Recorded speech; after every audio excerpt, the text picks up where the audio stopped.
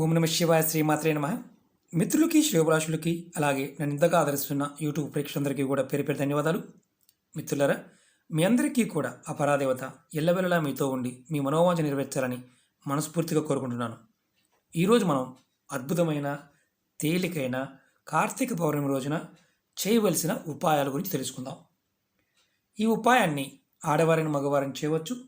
వారి వారి యొక్క వీలుని బట్టి ప్రయత్నించేయండి.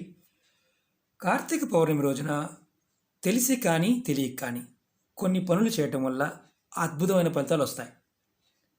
నిత్య జీవితంలో ఎప్పుడు మనం సమస్యలు, అలాగే ఇబ్బందులు, ఆర్థిక సమస్యలు, కుటుంబ సమస్యలు, మానసిక సమస్యలు ఇలాంటివన్నీ ఎదుర్కొంటూ ఉంటాం. పౌర్ణమి రోజున ప్రయత్నపూర్వకంగా కొన్ని చిన్న చిన్న పనులు చేయటం వల్ల ఖచ్చితంగా వాటి నుంచి బయటపడడానికి అవకాశాలు వస్తాయి. చేయాలి, ఏ విధంగా చేయాలి తెలియజేస్తాను.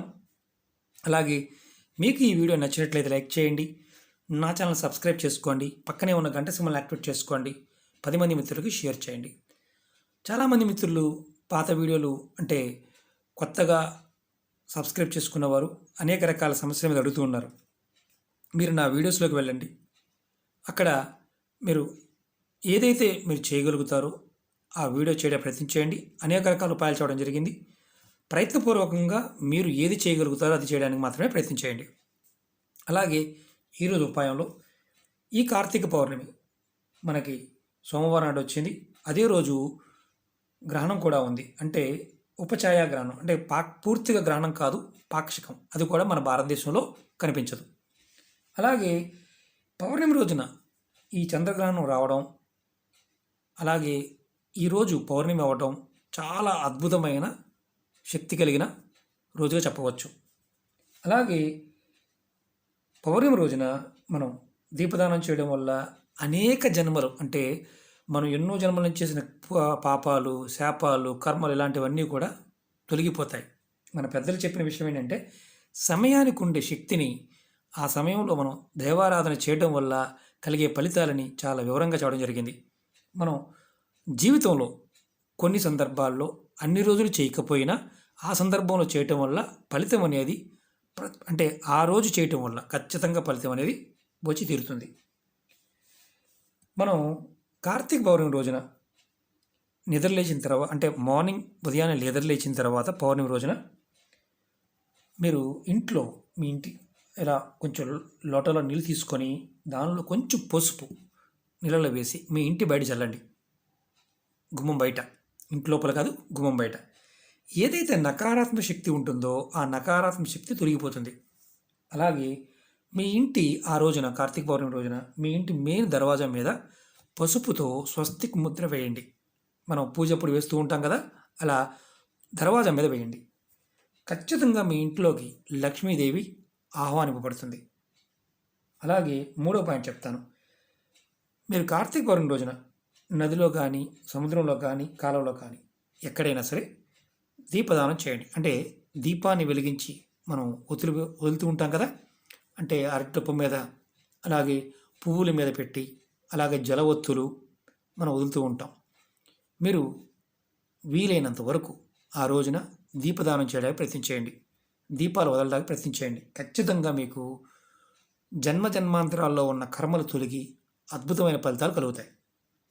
అలాగే మీరు కార్తీక పౌర్ణమి రోజున స్నానం చేసే నీళ్ళల్లో, మీకు ఒకవేళ నదికి వెళ్ళడానికి వీలు లేదండి, మాకు కుదరదు, అవకాశం లేదనుకునేవారు ఇంట్లో గంగాజలం దొరుకుతుంది. పూజా వస్తువులు అమ్మే షాపులో ఇలాంటి గంగాజలం బాటిల్ దొరుకుతుంటాయి. ఆ గంగాజలం వేసుకునైనా నీళ్ళలో స్నానం చేయండి. ఒకవేళ గంగాజలం కూడా దొరకలేదు, మీ ఇంటి దగ్గర తులసి మొక్క దగ్గర 2 తులసాకులు తీసుకొని మీరు చేసే ఏదైతే నీళ్లు స్నానం చేస్తారో ఆ నీళ్ళలో వేసుకొని స్నానం చేయండి. అలాగే కార్తీక పౌర్ణమి రోజున మీరు వీలైతే శివలింగానికి పాలతోనూ, నీళ్ళతోనూ, తేనెతోనూ, పంచదారతోనూ, పెరుగుతోనూ, అంటే ఆవు పాలు, ఆవు పెరుగు, పంచామృతాలతో అభిషేకం చేయించండి. మీకు ఓపిక ఉంటే ఇంకా చాలా అభిషేకాలు చేయించవచ్చు. ఆ రోజున మీరు అభిషేకం చేయటం వల్ల మీకు లక్ష్మీదేవి యొక్క కృప కలుగుతుంది. స్వామివారు మీకు ఏదైతే మనసులో కోరిక ఉంటుందో, బలమైన కోరిక, ఆ కోరిక నెరవేరుతుంది. అలాగే మీరు కార్తీక పౌర్ణమి రోజున మీరు బాగా గుర్తుంచుకోండి, అదృష్టము అలాగే శత్రువులతో కూడా ఇబ్బంది పడుతున్నారనుకోండి, ఆ రోజు ఖచ్చితంగా స్వామివారికి అభిషేకం చేయించండి. శత్రువుల నుంచి మీకు ఇబ్బందులు తొలుగుతాయి. అలాగే శత్రువులు కూడా శాంతిస్తారు. పాలతో అభిషేకం చేయడం వల్ల మీ ఇంట్లో సుఖశాంతులు వస్తాయి. అలాగే శివాలయంలో పౌర్ణమి రోజున ఆవు నెయ్యితో 5 దీపాలను వెలిగించండి. మీకు 5 దీపాలు వెలిగించే ఓపిక లేకపోతే, స్తోమత లేకపోతే ఒక్క ప్రమిదిలోనే 5 ఒత్తులు వేసి ఆవు నెయ్యితో దీపం వెలిగించండి. ఇది కూడా శివాలయంలో చేయండి. మీకు అంటే సహజంగా మనం అనుకుంటాం ఏంటంటే, అదృష్టం రావాలనుకుంటే ఆ రోజు చేస్తే అదృష్టం ఆటోమేటిక్గా వస్తుంది. అలాగే ఇంకొక పాయింట్ చెప్తాను. కార్తీక మాసంలో ఉదయం కానీ లేదా సాయంత్రం కానీ మీ దగ్గరలో దేవాలయం ఉన్నా అక్కడికి వెళ్ళండి. రావి చెట్టు ఉంటే కనుక రావి చెట్టు దగ్గర మీరు ముందు ఒక లోటాతో కొంచెం నీళ్లు పోయండి. తర్వాత ఆవ నూనె దొరుకుతుంది, ఆవ నూనెతో అక్కడ దీపం వెలిగించండి. తర్వాత ఓం నమో భగవతే వాసుదేవాయ మంత్రాన్ని ఒక 21 సార్లు అనుకోండి. మీకు ఓపిక ఉంటే ఒక 108 సార్లు అనుకోండి.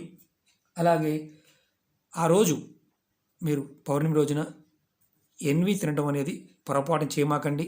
అలాగే మందు కానీ అంటే అంటే డ్రింక్ తాగే అలవాటు ఉన్నవారు తాగమాకండి. ఎందుకంటే ఆ రోజు మీరు నిష్టగా చేయండి. మీకు ఖచ్చితంగా ఏదైతే కోరుకుంటారో ఆ కోరిక నెరవేరడానికి మార్గాలు తెలుస్తాయి. ఈ మంత్రాన్ని మీరు ఉదయం అయినా సాయంత్రం అయినా మీరు ఏ సమయంలో చేయండి. ఖచ్చితంగా రావి చెట్టు దగ్గర ఆవ నూనెతో దీపారాధన వెలిగించండి. ఆవ నూనె దొరకలేదని గురువుగారు, మరి మేము ఆవు నూనెతో వెలిగించవచ్చా అంటే, దొరకని పక్షంలో ఆవు నూనెతోనే వెలిగించండి.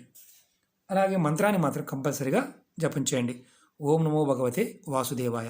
లేదు మాకు ఓం నమో భగవతి వాసుదేవాయ కాదని ఓం నమో నారాయణ అంటామంటే అంటే ఓం నమో నారాయణాయ. ఇలా మీరు ఒక 5 నిమిషాలైనా సరే అనుకోండి, మనసులో కోరి చెప్పుకోండి. అలాగే మీకు ఎందుకు ఏం లాభం కలుగుతుందో చెప్తాను.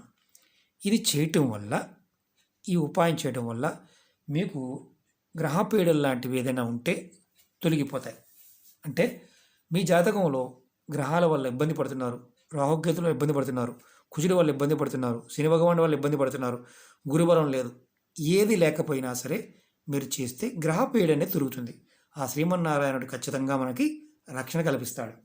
అలాగే పౌర్ణమి రోజున మీకు కంపల్సరిగా సత్యనారాయణ స్వామి వ్రతాన్ని కథ ఉంటుంది కదా, వ్రతకథ, ఆ వ్రతకథనన్నా చదవండి, లేదంటే వినండి. మీకు చదవడం రాకపోతే ఫోన్లో అయినా సరే వినవచ్చు. ఎందుకంటే ఇప్పుడు మనకి నెట్లో ప్రతిదీ కూడా దొరుకుతుంది కాబట్టి. అలాగే పౌర్ణమి రోజున ఉదయాన్నే ఒక లోటా నీళ్ళు తీసుకొని దానిలో 1 స్పూన్ పాలు కలపండి. ఆవు పాలు అయితే చాలా శ్రేష్టం. ఒకవేళ ఆవు పాలు దొరకలేదనుకోండి, మామూలు పాలని కలపండి. మీ ఇంట్లో ఉన్న తులసి మొక్క దగ్గరికి వెళ్ళి ఆ తులసి మొక్కకి 1 స్పూన్ మాత్రమే మొదల్లో పోయండి. మొదల్లో పోసి నమస్కారం చేసుకొని అమ్మవారి మంత్రం మీకు వీలైతే తులసి కవచం చదవండి. రాకపోతే మీరు లక్ష్మీ అష్టోత్తరాన్ని కానీ లేదా విష్ణు సహస్రనామాన్ని అయినా సరే చదవండి. ఆ తర్వాత ఆ మొక్క మొదల్లో ఉన్న మట్టి తీసుకోండి, కొంచెం మట్టి తీసుకొని ఆ మట్టిని మీరు బొట్టుగా పెట్టుకోండి. అలాగే మీ ఇంట్లో ఉన్న ఎవరన్నా మొక్కలు చేసినా కుటుంబ సభ్యులందరికీ కూడా ఆ మట్టిని బొట్టుగా పెట్టుకోమని చెప్పండి. ఎందుకంటే మీ జీవితంలో ఏదైతే సమస్యలు ఉన్నాయో సమస్యలన్నీ తొలగిపోతాయి. కంపల్సరిగా పౌర్ణమి రోజు చేయండి. అలాగే మీరు పౌర్ణమి రోజున విష్ణు సహస్రనామాన్ని, మీకు ధన సమస్యలు ఉన్నాయి, ఇబ్బందులు పడుతున్నారు, అలాంటి సమయంలో ఆ రోజున మీరు ఎన్నిసార్లు అయితే విష్ణు సహస్రనామం చదవగలుగుతారో అన్నిసార్లు చదవండి. లేదంటే చదవడం రాకపోతే వినడానికైనా ప్రయత్నం చేయండి. అలా చేయటం వల్ల మీ కుటుంబ సభ్యులు, మీరు ఆర్థిక సమస్యల నుంచి బయటపడతారు. బాగా ధన సమస్యలు ఉన్నాయి, ఇబ్బంది పడుతున్నారు, ఆ రోజున అమ్మవారి పటం ముందు, లక్ష్మీ అమ్మవారి పటం ముందు దీపారాధన చేసి కనకదార స్తోత్రాన్ని చదవండి. ఒకవేళ చదవడం మీకు రాకపోతే స్తోత్రాన్ని వినడానికన్నా ప్రయత్నించేయండి. ఖచ్చితంగా మీకు ధన సమస్యల నుంచి బయటపడతారు. అలాగే ఇంకొక పాయింట్ చెప్తాను. పౌర్ణమి రోజున సాయంత్రం రోజున, అంటే పౌర్ణమి స్టార్ట్ అయ్యింది సాయంత్రం, నీళ్ళు తీసుకోండి. నీళ్ళు తీసుకొని చంద్రుడికి ఎదురుగా, మనకు సూర్యుడికి అర్ఘ్యం ఇస్తాం కదా, అలా చంద్రుడికి అర్ఘ్యం ఇవ్వండి. నీరుని మీరు అర్ఘ్యం ఇవ్వడం వల్ల మీ జాతకంలో చంద్రబలం తక్కువ ఉంటే చంద్రబలం పెరుగుతుంది. అలాగే మీకు ఇంకా అద్భుతమైన ఫలితం కలగడానికి ఇలా బియ్యం తీసుకోండి. బియ్యం, పెరుగు, పాలు మీరు దానంగా ఇవ్వండి. బ్రాహ్మణుడికి అంటే మీకు దగ్గరలో ఉన్న దేవాలయం ఎవరైనా ఉంటే బ్రాహ్మణుడికి దానంగా ఇవ్వండి. బియ్యము, పెరుగు, పాలు దానంగా ఇవ్వండి. అది బ్రాహ్మణుడికి. ఖచ్చితంగా మీకు చంద్రబలం పెరుగుతుంది. ఎందుకంటే భార్యాభర్తల మధ్య సరైన సంబంధం లేకపోవడం, ఎప్పుడు గొడవలు అవటం, దూరంగా ఉండటం, అలాంటి వారు ఖచ్చితంగా చంద్రబలం పెంచుకోవడం వల్ల భార్యాభర్తల మధ్య అద్భుతమైన అన్యోన్యత పెరుగుతుంది. వారి సంసార జీవితం కూడా బాగుంటుంది. ప్రయత్నించేయండి. అలాగే మనం పౌర్ణమి రోజున ఏది చేసినా చేయకపోయినా కంపల్సరిగా మనం శివభగవానుడికి కాస్త పాలతో అయినా సరే అభిషేకం చేయండి. నదీ స్నానం చేయండి. ఆ రోజు వీలైనంత వరకు ఎవరిని తిట్టకుండా ఉండడానికి ప్రయత్నం చేయండి. అంటే బూతులు మాట్లాడకుండా ఉండడానికి ప్రయత్నం చేయండి. ఆ రోజున మౌనంగా ఉండి మీరు జపంలో ఏ జపం చేసినా మీకు 1,000,000 రెట్లు ఫలితం వస్తుంది.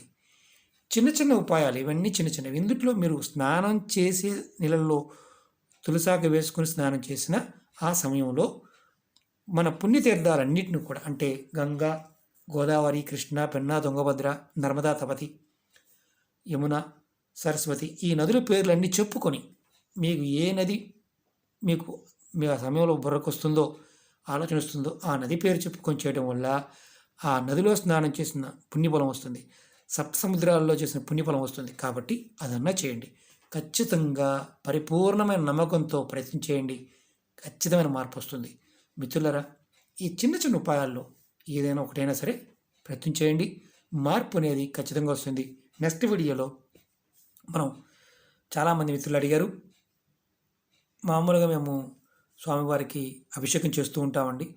అభిషేకాలు ఏ పదార్థాలతో చేస్తే ఎలాంటి ఫలితాలు కలుగుతాయో నెక్స్ట్ వీడియోలో మీకు తెలియజేస్తాను. అలాగే మీకు ఈ వీడియో నచ్చినట్టు లైక్ చేయండి. నా ఛానల్ సబ్స్క్రైబ్ చేసుకోండి. పక్కనే ఉన్న గంట సింబల్ యాక్టివేట్ చేసుకోండి. 10 మంది మిత్రులకి షేర్ చేయండి. ఓం నమః శివాయ. శ్రీమాత్రే నమః.